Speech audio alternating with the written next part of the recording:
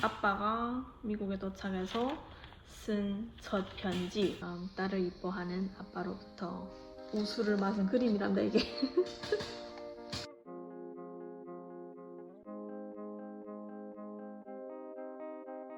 오늘은 예전에 아빠가 미국에 살고 엄마랑 나랑 중국에 살 때 썼던 편지들을 한번 읽어볼까 합니다. 다시 보니까 되게 재밌지도. 뭐 대충 히스토리 얘기하자면은 아빠는 미국에 오신 지가 이제 20년 넘어오셨고, 그리고 그동안 그 첫 8년은 아빠는 미국에 계시고 엄마랑 저는 중국에 있었거든. 그래서 그때는 아마 전화가 있기 전인가 그랬어가지고, 그리고 또 아빠가 편지를 잘 써서 예전에 항상 뭐 편지가 많이 오가고 그랬었나. 그래서 뭐 찾다가서래 우연하게 그 박스를 뒤졌는데 아빠랑 같이 썼던 편지들이 엄청 나오더라고. 그래서 그 읽다 보니까나 되게 신기했습니다. 나도 소학교 때 쓴 거니까, 소학교 때 쓴 게 많으니까. 이때 나는 이렇게 편지를 썼었구나 라는 생각도 들고, 보면 되게 오글거리긴 한다. 오늘 그냥 기념으로 한번 읽어보려고 그런다. 그러면은 일단은 먼저 이거 읽어보겠습니다. 아빠가 미국에 도착해서 쓴 첫 편지. 엄마랑 나한테 항상 이렇게 엄마한테 따로 쓰고 나한테 따로 쓰고, 엄마한테는 석장이나 썼는데 애들 한 장 썼어. 그리고 금방 도착했어가지고 편지지로 그냥 이렇게 뭐 중국에서 갖고 간 편지지였나봐. 그래서 한번 읽어보겠습니다. 사랑하는 아내 XX에게 그간 무사히 보내고 있으리라고 믿소. 만 4년 만에 우리들 지간을 또 견우직녀가 되었구만. 우리들 인생에서 반드시 있어야 할 에리소키인지 무슨 말인지 모르겠어. 내가 사랑하는 아내와 딸을 뒤에 뿌리치고 나오는 눈물을 참으면서 비행장에서 갈라지단 것은 눈에 선하오. 내가 못 떠나 북경에 있으면서도 당신네를 얼마든지 찾을 수 있었지만 그 리별이 싫어서 더 찾지 않는 나를 용서해 주오. 이때는 아마 엄마랑 제가 아빠가 미국 갈 때 북경 같이 중단을 했었는데, 그때 북경에서 뭐 일이 생겨가지고 뭐 아마 그날에 출발하려고 했던 그날에 출발을 못하고 아마 더 연장됐던 걸로 알고 있습니다. 근데 그러면서도 아빠가 아마 우리한테 연락 안 했을 거야. 우리 걱정될까봐. 그래서 아마 그때 찾지 않았다고 그런 얘기인 것 같아. 건강하지 못한 딸을 당신 한 사람에게 맡겨둔 내가 지독하다 할까? 우리들이 앞으로의 보다 희망한 생활을 창조하기 위해서는 인생에서 누구나 희생을 필요하다고 생각돼요. 좀 어릴 때 좀 많이 아팠었나. 그래서 피부병 때문에. 그래서 아마 아빠는 이렇게 두고 따라갈 때 되게 미안했을 것 같아, 제 생각에는. 그럼 계속 읽어보겠으나 92년에 북경 나들이에서 참패하고 돌아간 나였지만 96년 미국 나들이에서 꼭 성공이란 배쪽을 달고 즐겁게 당신과 상봉하려고 하오. 미국 동경하던 바와는 다르지만 선진적인 나라인 것만은 사실이요. 사람지간에 서로 양도하고 어찌나 문명한지, 서로가 남에게 불필요한 시끄러움을 감소시키려 하면서 일단 폐를 끼치면 꼭 미안합니다, 감사합니다로 끝나는 인사말. 영어가 먹히다나니 모든 면에서 어찌나 불편한지 모르겠소. 당신도 편지받고 즉시 영어 공부에 힘써주어. 여성들이 일들은 아주 많고도 많소. 내일이란 직업은 그 무엇보다 많고만. 즉 손발을 다듬어주는 일, 미용에 속한다 할까? 이때도 내일이 뭐 많이 했었나 보네. 이때도. 그때는 아마 연변 쪽에서는 내일이란 직업은 없었던 것 같아요. 그래서 뭐 좀 신기하네. 그때도 있었다고 생각하니까. 거의 20년 전인데. 우리 같이 온 여성들은 지금 모두 각기 다른 네일점에서 일 보고 있어. 그녀들도 모두 만족해하고 있어. 장애란 말을 못하는 것이요. 시간이 되면 미용실에 가서 박도질 하면서도 기술을 배웠으면 하오. 나의 예산도 한 반년쯤 지나보고 지금 생각처럼 계속 좋다고 할 때 당신을 미국에 데려오려고 하고 있으니 기대에 어긋나지 않게 첫째 영어에 힘써 배워주며 미용소에 다니면서 기술을 익혀주어. 그러면 한 달에 2~3천 달러 타기는 아무것도 아니요. 미국 영주권은 힘든 것 같소. 카나다가 좀 헐하다 하는데 지금은 고려 중이요. 아직은 일자리를 못 찾았소. 그러나 친구가 옆에 있기에 불편함은 하나도 없어. 딸에게 꼭 영어를 배워주어. 당신도 좋기는 가정교사를 정해 배우든지. 여기에서 일주일 벌면 한 달 살 수 있어. 3주일, 석주일 봉급은 모두 번거스러워 되어 매주 한 번씩 봉급을 준다오.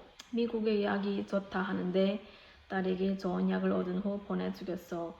당신 혼자 중국에서 딸을 돌보라, 동생을 돌보라 고생 많으리라고 믿소만 서로가 희생 없이 앞으로의 돈이 어디에서 나오겠어.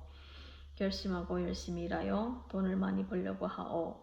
물론 그리 쉽지 않으리라고 믿소만 미국의 질서가 온정되었고 안전 같은 것은 중국보다 훨씬 좋소. 남녀지간이 성개방되어 형편없는 것으로 알았는데 절대 그렇지 않소. 웃겨. 모두 지간에 얼마나 문명한지 옷들은 크게 못 부리게 입지 않소. 기온은 연변 기후보다 좋소. 여기는 바다를 끼고 있어서 해양성 기후로서 습도가 맞춤하오. 24시간 더운 물 공급해주며 매 집에 가스와 냉장고가 갖추어져 있고 음식도 모든 한국 문화가 들어오다니 중국보다 얼마나 더 편리한지 모르겠소. 그러니 하나도 근심할 필요가 없으니 당신 자신을 잘 돌보고 딸을 잘 키워주오. 키스를 보내요. 안녕히 당신의 남군 XX가 미국에서 96년 8월 11일 일요일 뉴욕에서. 이것은 아빠가 엄마한테 쓴 첫 편지입니다. 그냥 그때는 느끼지 못했던 생각들을 많이 하게 되는 것 같아. 내일도 그때는 몰랐었고 이제 와서 미국에 살다가 보니까 뭐 내일이란 직업도 알고 그리고 아빠가 얘기하는 뭐 그런 얘기들이 그때는 아마 중국에 살 때는 공감 못했을 것 같은데 지금 다시 읽어보니까 공감되는 내용들도 많고 그런 것 같습니다. 그럼 일단은 아빠가 저한테 쓴 첫 편지 읽어보겠습니다.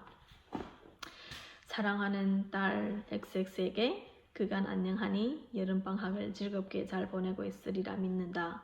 아버지는 8월 4일 북경을 떠나 태평양을 날아 넘어서 20여 시간의 고달픈 비행-료행을 하여 끝내는 미국에 도착하였단다. 아버지가 생각하며 동경하던 것보다는 차이가 나지만 시간이 지나면서 미국이란 발달한 나라가 살아가는 면에서 중국보다 많이 편리하다는 것을 엿보게 되었다. 딸도 영어 공부를 방학부터 하여야겠다. 아버지는 영어를 배우지 못하고 오다 나니 모든 것이 아주 불편하단다.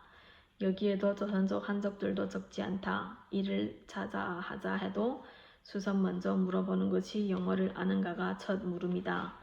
딸도 영어 공부 잘하여 앞으로 미국에 와서 살아가게 아버지가 힘쓰겠으니 어머님의 말씀을 잘 들으면서 아버지 어머님의 참된 딸로 하루빨리 성장해 주기를 바란다.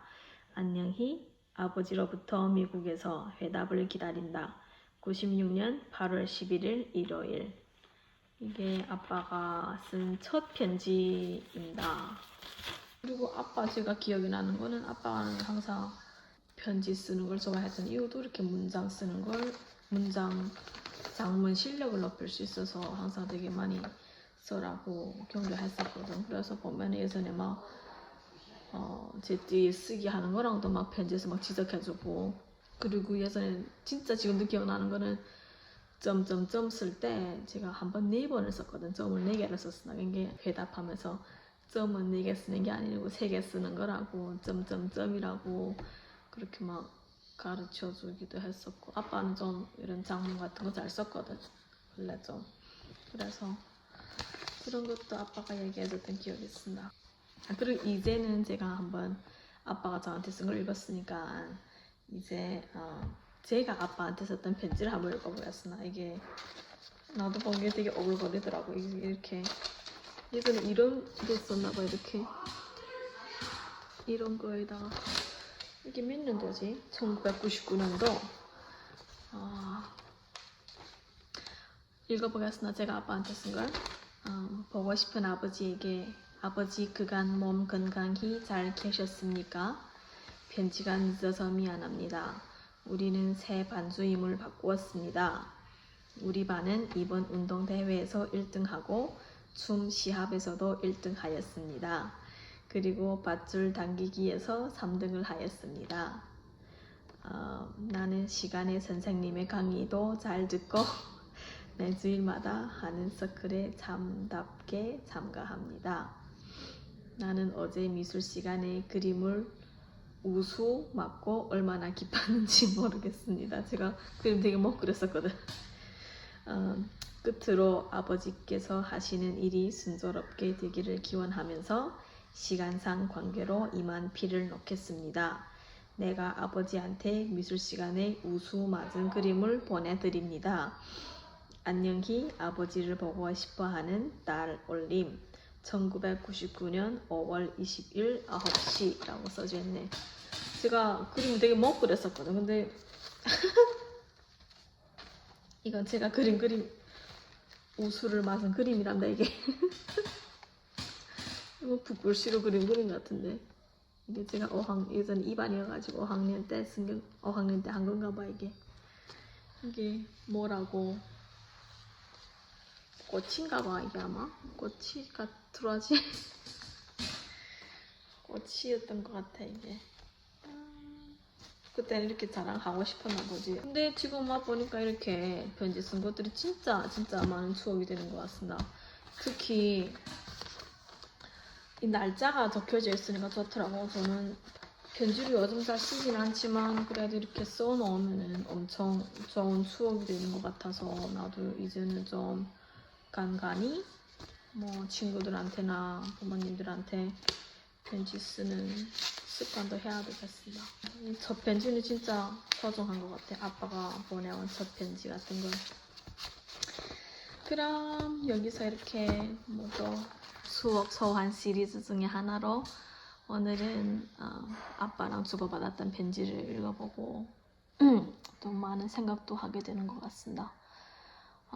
아빠는 미국에 혼자 살면서 참 외로웠을 것 같고 그 시간 동안 그리고 그 어린 나이에 저는 또 뭐 절도 없었고 그래서 아빠한테 편지 쓰는 걸 되게 막 부담스러워해서 막 친구한테 써달라고 막 그런 적도 있었던 것 같아. 아빠가 거의 한 달에 한 번은 편지 왔던 것 같아가지고 그래서 나중에는 점점점 뭐 중학교 가고 그러면서는 엄마만 쓰고 막 난 답장 안 쓰고 막 그랬던 적도 있었던 것 같아. 이제와 생각하면 좀 미안하긴 하지만